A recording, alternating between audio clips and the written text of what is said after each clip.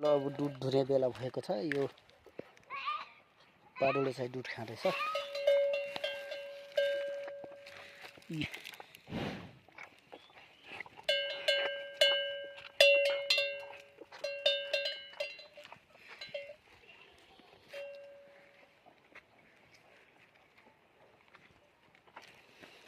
ल म चाहिँ अब दुध धुने क्रममा छु है।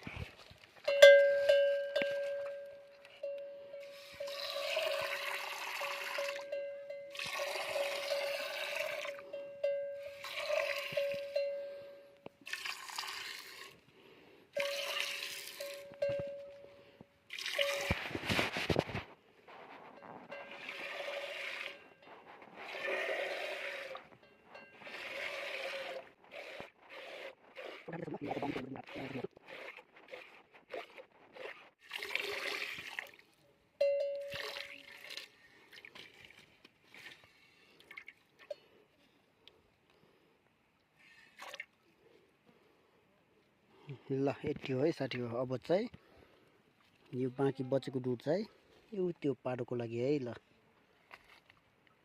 अब पाडो सधैँ जाँदैछु म चाहिँ। मेरो दुध चाहिँ यति। ल